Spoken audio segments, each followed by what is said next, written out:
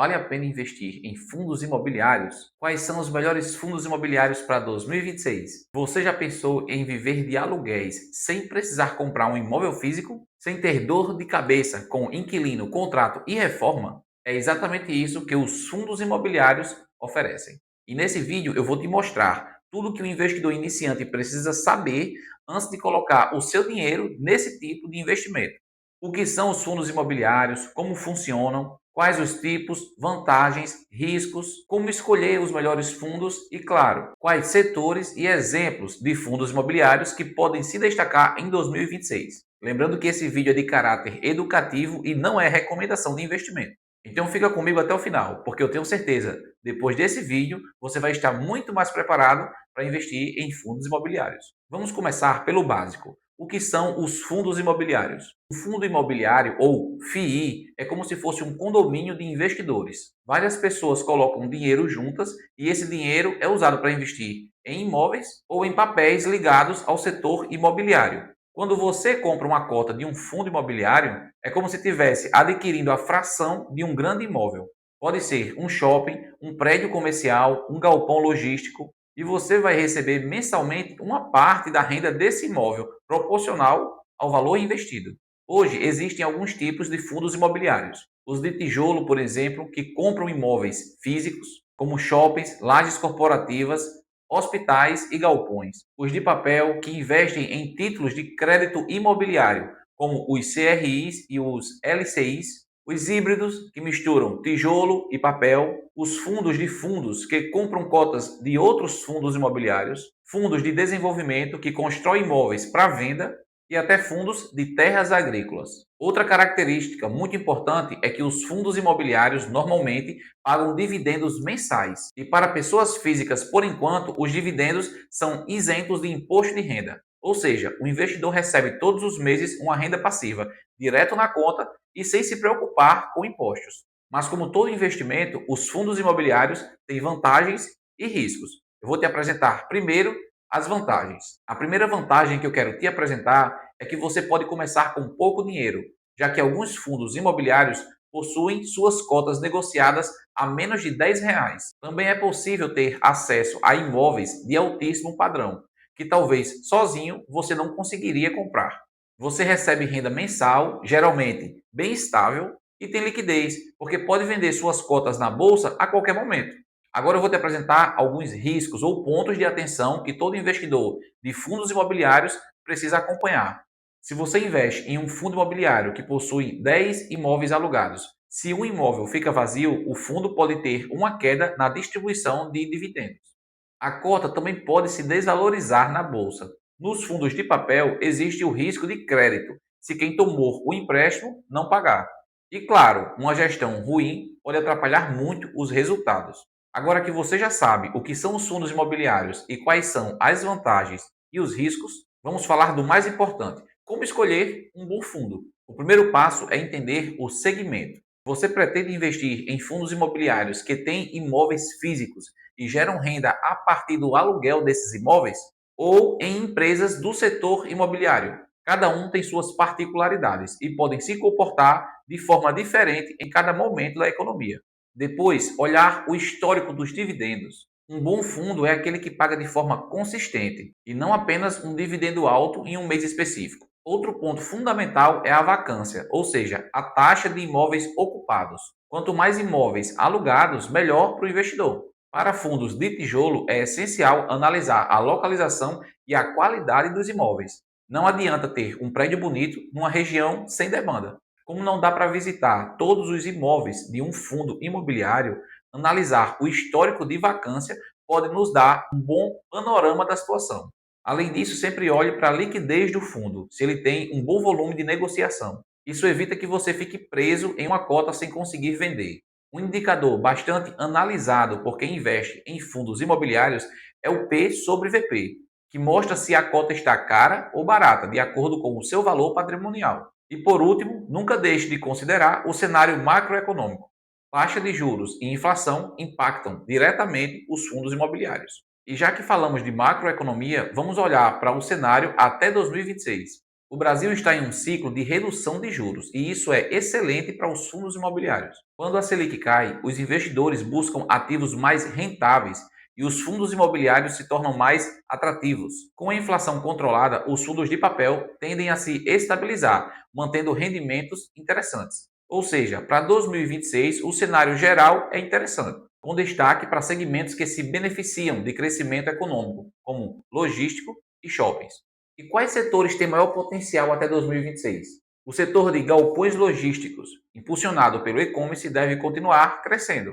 Os fundos de papel, com CRIs atrelados à inflação ou ao CDI, continuam sendo uma boa opção. Com a Selic mais baixa em 2026 estimulando o consumo, os fundos imobiliários de shoppings também devem se beneficiar. E os fundos de escritórios corporativos também podem ser uma boa opção, especialmente se as cotas forem adquiridas por múltiplos abaixo do seu valor patrimonial. Agora eu vou te apresentar alguns fundos imobiliários que merecem a sua atenção. No segmento tijolo, HGLG11, que é um fundo focado em galpões logísticos. Paga R$ 1,10 de rendimento ao mês, está sendo negociado 4% abaixo do seu valor patrimonial e no momento em que eu gravo esse vídeo, custa apenas R$ 155. O segundo fundo que eu quero apresentar aqui é o XPML11, que investe em shoppings. Paga 92 centavos de rendimento ao mês, está sendo negociado 10% abaixo do seu valor patrimonial e no momento em que eu gravo esse vídeo, uma cota custa R$ 103. O terceiro fundo que eu quero apresentar aqui é o KNR-I11, um fundo diversificado. Paga R$ 1,00 de rendimento ao mês, está sendo negociado 15% abaixo do seu valor patrimonial e no momento em que eu gravo esse vídeo, custa apenas R$ 144. Nos fundos de papel, temos o queridinho da bolsa, MXRF11. Esse é o maior fundo em número de cotistas, com mais de 1,3 milhões de investidores. Paga 10 centavos de rendimento ao mês, o que representa mais de 12% ao ano, já que o fundo está sendo cotado por apenas R$ 9,50. Inclusive, eu tenho um vídeo completo aqui explicando tudo o que você precisa saber antes de investir no MXRF11. Vou deixar o link fixado aqui nos comentários, é extremamente recomendado você assistir esse vídeo. Lembrando que o intuito aqui não é recomendar compra ou venda, e sim te ajudar a entender um pouco mais sobre os fundos imobiliários. E como montar uma carteira de investimento em fundos imobiliários? A ideia principal é a diversificação. Nunca coloque todo o seu dinheiro em apenas um fundo. Misture fundos de papel com tijolo, galpões logísticos, shoppings, residenciais, hospitalares. São muitas opções. E ainda tem os fiagros. Mas aí é outro assunto. Se tiver interesse em saber mais sobre os fiagros, deixa aqui nos comentários. Quem sabe eu trago um vídeo exclusivo falando sobre o assunto. Então, nos fundos imobiliários, diversificar é essencial. E você pode adotar uma estratégia se baseando em dois fatores. Primeiro fator, fundos que pagam dividendos regulares e crescentes. Ou seja, se um fundo pagava 50 centavos de rendimento em 2015 e agora paga R$ 1,00, significa que o fundo conseguiu evolução de receita e, como consequência, de lucro, o que mostra que não é um fundo estagnado. O segundo fator é buscar fundos que estejam descontados para lucrar com a valorização da cota no longo prazo. Um fundo que está cotado 15% abaixo do seu valor patrimonial por conta de uma Selic alta, por exemplo, quando a Selic baixar, a tendência natural é que o preço da cota se ajuste ao seu valor patrimonial. Só aqui tem um espaço para 18% de valorização, fora os dividendos e o crescimento natural do fundo. E nunca esqueça do poder dos juros compostos. Reinvestir os dividendos pode acelerar e muito o crescimento do seu patrimônio. Por exemplo, se você montar uma carteira com R$ 1.000, reinvestir os dividendos pode te ajudar a dobrar o patrimônio em poucos anos, a depender da rentabilidade. Agora eu vou te apresentar os erros mais comuns de quem investe em fundos imobiliários. Se você evitar esses erros, já vai estar à frente da maioria dos investidores iniciantes. O primeiro erro muito comum de quem está começando nos fundos imobiliários é comprar um fundo apenas pelo valor do dividendo alto. Na verdade, um dividendo muito alto merece sempre atenção. Na maioria das vezes, ele aparece por conta de uma queda recente ou um risco eminente. Por isso, quando um fundo imobiliário mostrar um dividendo acima de 20% ao ano, geralmente é mais sinal de perigo do que oportunidade. Se existe um dividendo tão fora da curva, é porque existe também um risco equivalente. E muitas pessoas investem sem saber disso. Um outro erro muito comum é concentrar todos os investimentos em um único fundo imobiliário. Se esse fundo tiver um problema, você pode perder o seu capital. Por isso, é sempre melhor diversificar em vários fundos para reduzir o risco. Para chegar na quantidade ideal de fundos imobiliários que você deve ter, é preciso levar em consideração o seu perfil de investidor e o panorama atual da sua carteira de investimentos. Um outro ponto que eu quero trazer aqui é que tem gente que ignora a qualidade da gestão do fundo imobiliário. Em momentos de crise, a qualidade do gestor faz toda a diferença. Um bom gestor sabe se adaptar, renegociar contratos e proteger o patrimônio do fundo.